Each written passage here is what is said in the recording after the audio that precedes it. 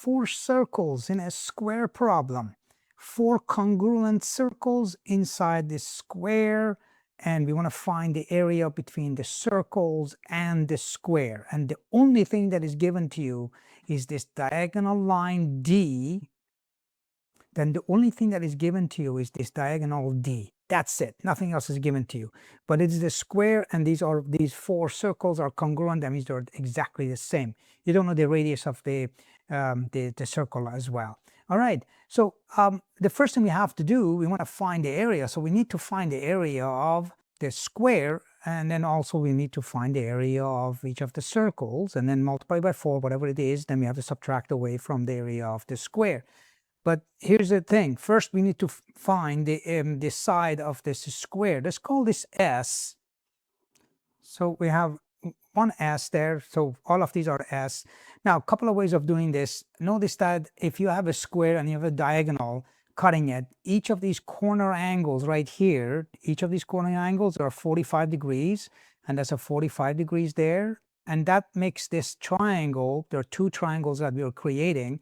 So these 2 triangles, it makes a special triangle, is a 45, 45, 90 triangle, which is actually 1, 1 root 2 type triangle. And usually, when that happens, the diagonal, formula for diagonal D is equal to S times root 2. And this is where the root 2 comes from. You can use that, but let's not use that because that's cheating. Unless you know how to derive it, that's fine. You can do this. But very simply, you can actually solve this using algebra. Well, let's go ahead and use Pythagorean, all right? So we want to find what the side is, but we know what D is. So let's write up the Pythagorean for the triangles. Let's call the bottom triangle ABC. So for this triangle, we have D squared is equal to S squared plus another S squared, because the other side, CB, is also S, right? All right, so we know that D is 16 root 2. 16 root 2 squared is equal to 2S squared. And now we're going to do manipulation, right? So this becomes 16 squared times 2, because root 2 squared comes out. 16 squared, we're going to leave at B, and this is 2S squared.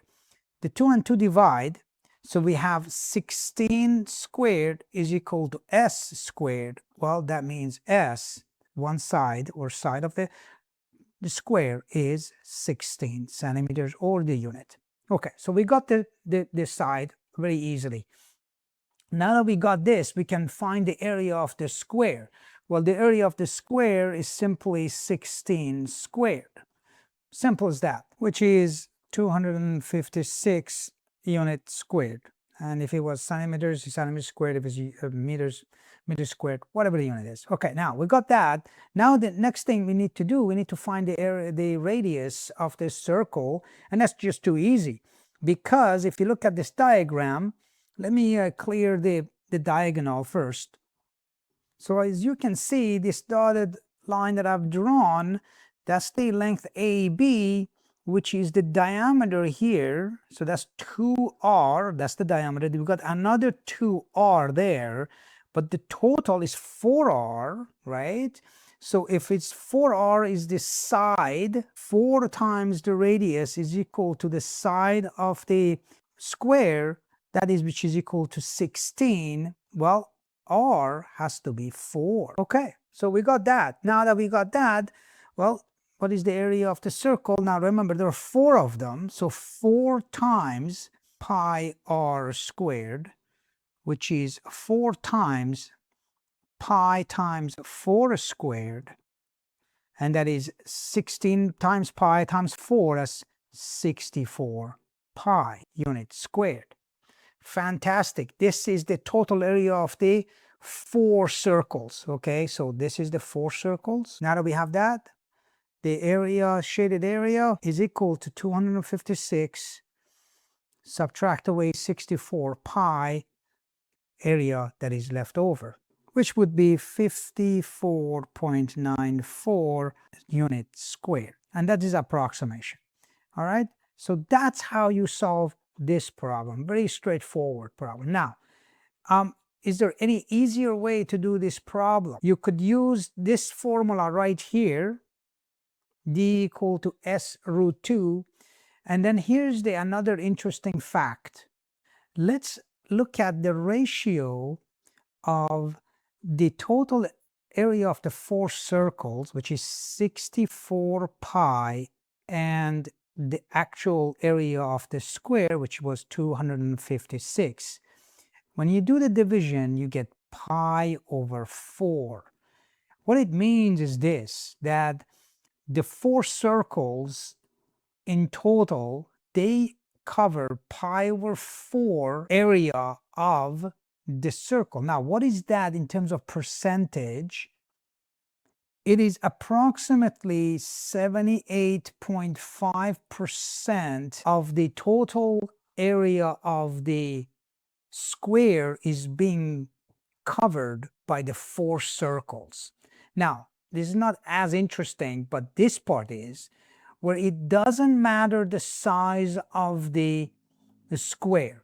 No matter how big or how small the square is, you can have 4 congruent circles in it with this specific condition that at least the 2, they have to touch 2 sides of the square tangent to it. And if you have it set up like that, then always the total area of the 4 circles inside the square add up to about 78.5% or pi over 4 value of the area of the total square.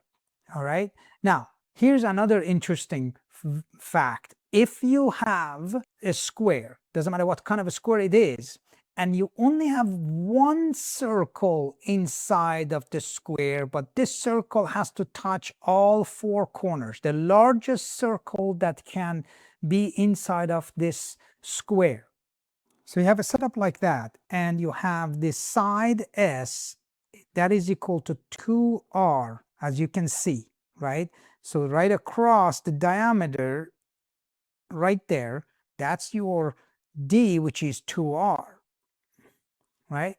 Well, the area of the square is S squared. The area of the circle is pi r squared, and r is S divided by 2.